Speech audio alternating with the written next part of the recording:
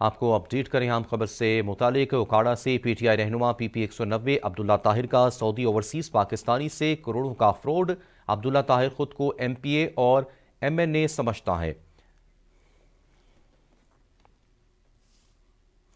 اسی پر بات کرنے کے لیے ایم پی اے شازیہ رضوان صاحبہ ہمارے ساتھ موجود ہیں، پارلیمانی سیکرٹری ہیں آپ، بہت شکریہ شازیہ صاحبہ۔ شازیہ صاحبہ کس طرح سے دیکھتی ہیں اس خبر کے حوالے سے ایک اوورسیز پاکستانی ہے جس سے کروڑوں کا فراڈ ہو گیا ہے اور اس نے اب وزیر اعلیٰ پنجاب سے اپیل کی ہے کہ اس کی تمام رقم جو ہے واپس دلوائی جائے؟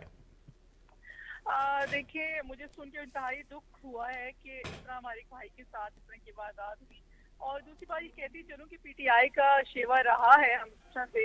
اور اب تو ثابت بھی ہو چکا ہے کہ ان کا لیڈر بھی کرپٹ ہے، کہ ان کی ظاہر آگے سے ہی ان کے جو ان کی ٹیم ہے، ظاہر جو لیڈر ہو گئے ہوتا ہے جیسے آگے پوری ٹیم بھی پھر ویسی ہی ہوتی ہے، لیڈر کے نقش قدم پہ چلتے ہوئے اسی طرح کام کرتی ہے۔ تو اگر یہ ثابت ہو جاتا ہے تو پھر یہ کیس ابھی چلے گا اور آگے دیکھیں اپیل کی طرف وہ گئے ہیں، اور اگر اپیل کرتے ہیں اور یہ ثابت ہو جاتا ہے کہ واقعی انہوں نے ان کے ساتھ یہ اس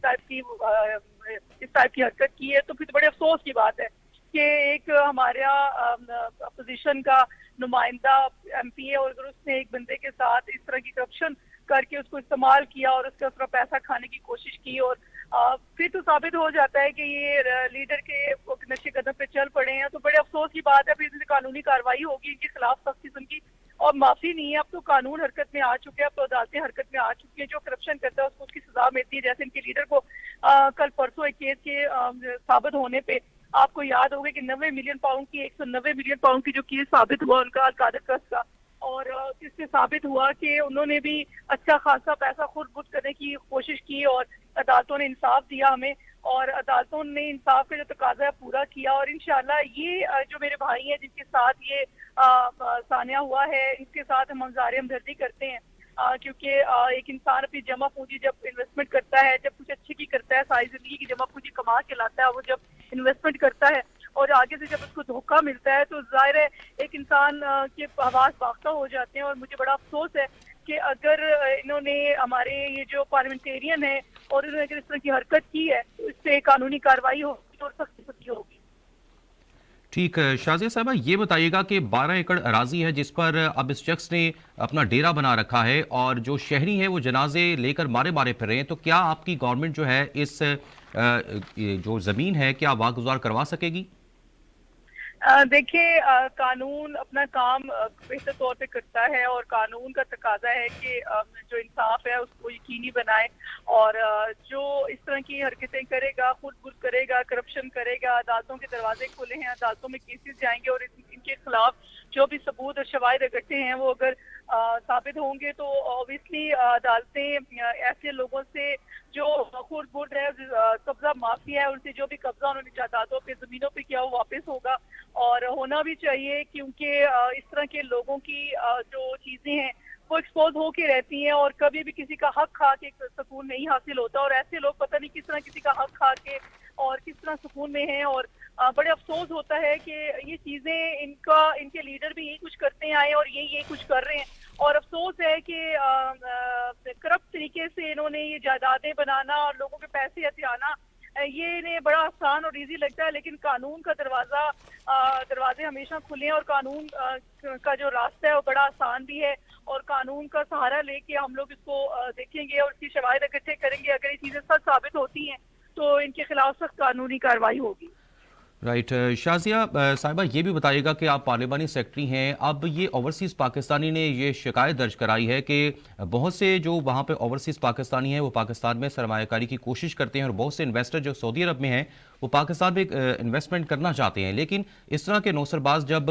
رقم ہتھیا لیں گے تو اس کا کیا سدباب ہوگا؟ کیا وزیر اعلیٰ پنجاب سے آپ یہ شکایت لے کر درج کروائیں گی کہ اس شخص کے جو ہے پیسے دلوائے جائیں اور اس قسم کی کاروائیاں آگے نہ ہوں؟ دیکھیے، ہماری سی ایم مریم نواز صاحبہ نے ہمیشہ کوشش کی ہے کہ عوام کو زیادہ سے زیادہ ہر معاملے میں ریلیف ملے اور ان کے مسائل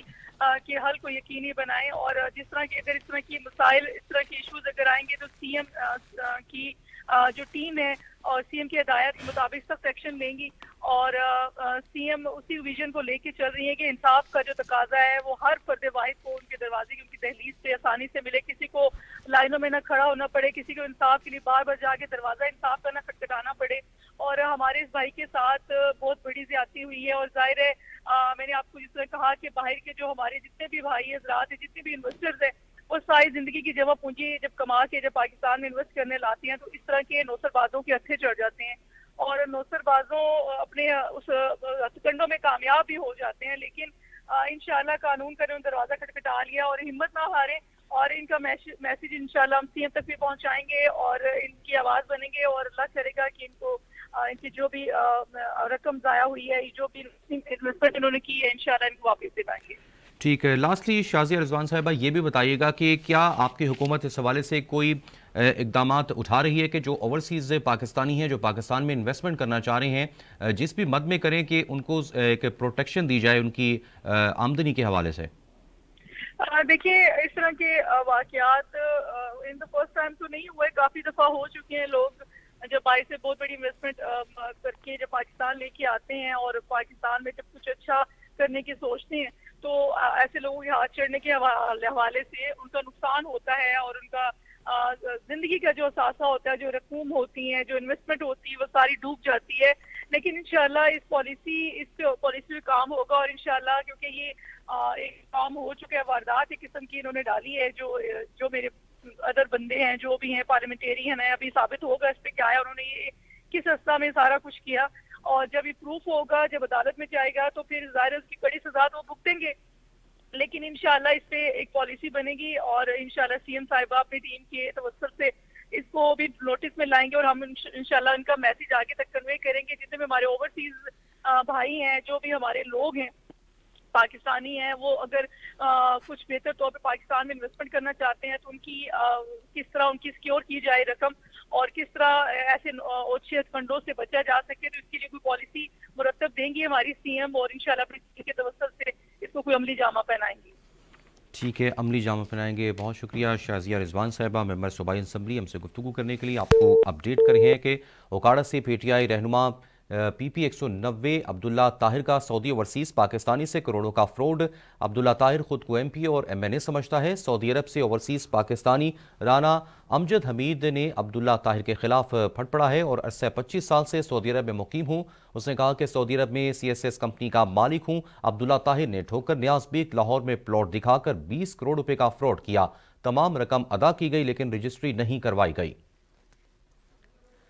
عبداللہ طاہر نے مادیات کے تمام ٹھیکوں کی مد میں بھی 16 کروڑ روپے وصول کیے۔ اب عبداللہ طاہر نہ ملاقات کرتا ہے اور نہ ہی فون اٹھاتا ہے۔ عبداللہ طاہر نے ہنڈی کے ذریعے مجھ سے ریال، درہم اور چیک بھی منگوائے ہیں۔ عبداللہ طاہر کا دعویٰ ہے کہ وہ اربوں کا کاروبار ہنڈی کے ذریعے کرتا ہے۔ میں درد پاکستانی ہونے کی حیثیت سے وطن عزیز کی ترقی اور خوشحالی کے لیے سعودی سرمایہ کاروں سے پاکستان میں اربوں کی سرمایہ کاری کی کوشش کرتا رہا تھا، اور سعودی سرمایہ کار پاکستان میں معدنیات اور دیگر شعبوں میں اربوں کی سرمایہ کاری کرنا چاہتے تھے، لیکن عبداللہ طاہر کے فراڈ کی وجہ سے سرمایہ کاروں نے پاکستان آنے سے انکار کر دیا۔ انہوں نے مزید کہا کہ عبداللہ طاہر نے کئی سالوں سے قبرستان کی 12 ایکڑ اراضی پر ڈیرا بھی بنا رکھا ہے۔ ڈیرے پر روزانہ شراب و شباب کی محفلیں سجائی جاتی ہیں۔ اس ڈیرے پر لوگوں کو بلا کر سبز مارکس دکھا کر فراڈ کیا جاتا ہے۔ واضح ہے کہ قبرستان کی اراضی محکمہ اوقاف کی ملکیت ہے اور اس اراضی کا کئی سالوں سے نیب میں کیس چل رہا ہے۔ اوورسیز پاکستانی رانا امجد حمید کی